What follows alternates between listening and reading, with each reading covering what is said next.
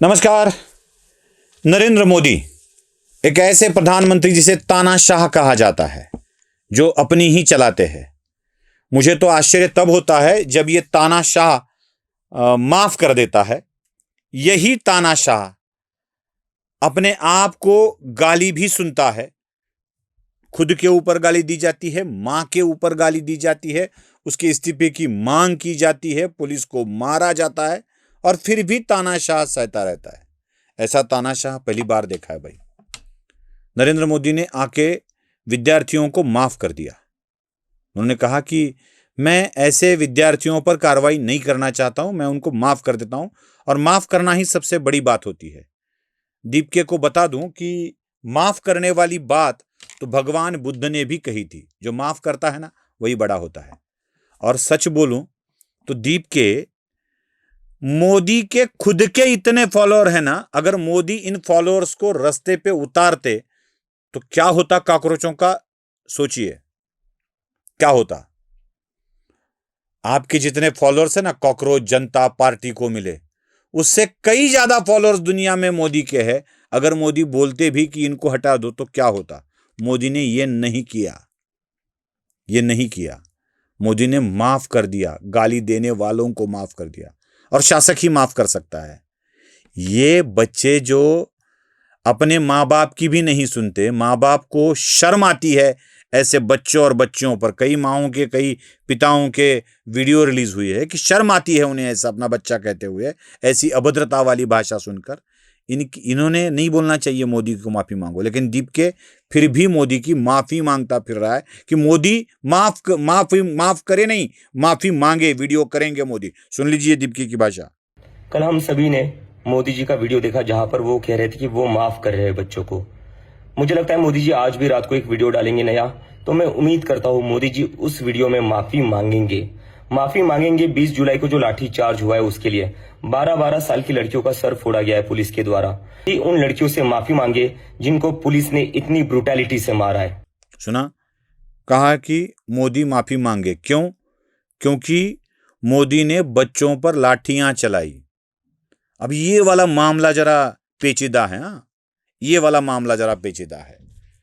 बच्चों के ऊपर लाठी चलाई। देखो जब सरकार ने यह कहा कि लगभग 2638 बच्चों को आइडेंटिफाई किया गया है, बच्चों को नहीं, लोगों को आइडेंटिफाई किया गया है जो क्रिमिनल है। ऐसे क्रिमिनल लोगों को जब आइडेंटिफाई सरकार कर लेती है तो पूछा जाता है कि अब क्या होगा इनके साथ। पकड़ लेगी सरकार, जेल में डाल देगी। लेकिन दीपके उस वक्त इन लोगों को, ये 2-2.5 हजार थे ही, कितने 10,000 के करीब होंगे जंतर मंतर पर, इन 2-2.5 हजार लोगों को अपना कहने से दीपके शर्माता है। कहता है वो एंटी एलिमेंट्स घुसाए गए थे, प्लांट किए गए थे। और ये मुंबई तक के इंटरव्यू में साहिल जोशी के साथ ये बात करता है।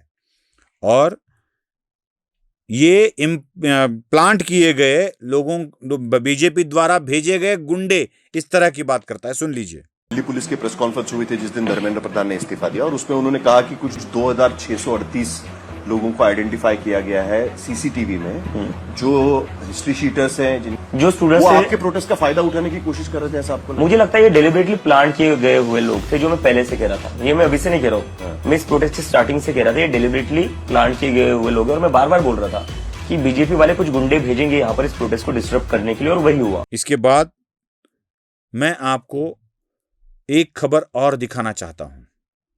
उनका एक प्रवक्ता है सौरभ दास नाम का। वो प्रवक्ता एफआईआर वाली बात मंजूर ही नहीं करता। कहता है कि हमें जिन लोगों पर एफआईआर हुए वो मंजूर नहीं है, वो एफआईआर हटा दो। सुन लीजिए। सुप्रीम कोर्ट बोल रही है कि जिनके ऊपर एफआईआर्स है पहले से, उनको मत छोड़िए, तो वो हमें मंजूर नहीं है। हमारा जो डिमांड है वो क्लियर है एंड उसी के हिसाब से होना चाहिए, क्योंकि उसी चीज पे एग्रीमेंट भी हुई थी। अगर वो 2300-600 लोग जो कुछ भी है वो बीजेपी द्वारा प्लांट किए गए थे और उन्हीं के ऊपर लाठी चलाई गई है, तो दीपके को आक्षेप क्यों है? मतलब जिनके ऊपर लाठी चलाई गई वो गुनहगार थे। मैं तो ऐसे कहूंगा कि बीजेपी वालों ने प्लांट किए, उनसे पुलिस को मारा गया और फिर पुलिस ने उनको मारा, पकड़ भी लिया, अगर ये बात सही है तो दीप के और उनके प्रवक्ता इनके पर हुए एफआईआर का विरोध क्यों कर रहे हैं? मर जाए ना, वो जाए जहां कहीं जाना है वहां चले जाए। ये नहीं होता है, ये नहीं करते हैं। यहां तक कि केजरीवाल, अरविंद केजरीवाल खुद पुलिस स्टेशन में जाकर इन बच्चों को बचाने की कोशिश करते हैं। देख लीजिए, तो बच्चों को छुड़ा दीजिए, जल्दी छुड़ा दीजिए बस सर वो एक बार। हाँ ये तो केस हो रहा है सर। वो पार्लियामेंट वाले 6 बच्चे यहाँ से ले जा रहे हैं पार्लियामेंट। उनको क्यों लेके जा रहे हैं? उनको छोड़वाइए, उन पे तो कोई मामला नहीं है। वो तो सुबह ही पकड़े गए। बस सर एक बार वेरीफाई कर ले सर और फिर छोड़ देंगे सर। बस एक बार वेरीफाई कर, मतलब ये हमारी जिम्मेदारी है उसको। यहाँ इनके माँ बाप यहाँ सारे आ गए बेचारे, छुड़वा दो, जल्दी छुड़वा दो सर, जल्दी करवा देंगे सर। आप बैठे रहेंगे तो हम कुछ कर नहीं पाएंगे। हम लोग काम थोड़ी रोक रहे हैं। आप उनको उनके माँ बाप ही समझ लो, हमारे बच्चे हैं। देखो वेरीफाई कर लो। देखा?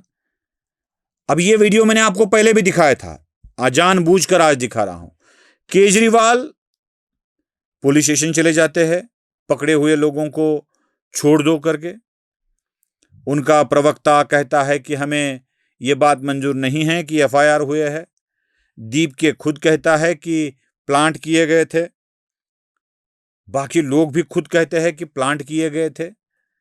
और ये प्लांट किए गए लोग हमारे हैं ऐसा दिखाकर फिर इनको छुड़ाने के लिए आप क्यों चले जाते हो? कितना दोगलापन है, कितना दोगलापन। और बार बार एक ही बात दोहराई जाती है, मोदी माफी मांगे, मोदी माफी मांगे। मोदी की माफी तुझे मिले, मेरी जूती ले ले जरा। और सब असभ्यता से बात नहीं कर सकता। गाली तो बहुत देना चाहता हूं लेकिन दे नहीं सकता, क्योंकि गाली देना अपराध है, ये मुझे पता है। गाली देना अपराध है, ये मुझे पता है, लेकिन मैं दूंगा नहीं, बिल्कुल नहीं दूंगा, क्योंकि मैं अपराध करना नहीं चाहता। लेकिन मन में तो बहुत है। जितनी वो सोच सकते हैं ना सब लोग कॉकरोच, वो सब अपने आप ले ले। इतनी बुरी तरीके से झूठ फैलाना, अफवाहें फैलाना और बदनाम करने की कोशिश करना, ये पॉलिटिकल साजिश है। आप कहेंगे गाली क्यों दे रहे हो, बच्चों को गाली दे रहे हो क्या? मैं कह रहा हूं मैं पॉलिटिकल साजिश करने वालों को गाली दे रहा हूं। किसी भी पार्टी के नेता युवाओं के नाम पर अगर ये हुड़दंग मचाते हैं ना, तो इन्हें गाली देनी ही चाहिए। नमस्ते। जागृतीचा विधायक बुरुज NLJ न्यूज।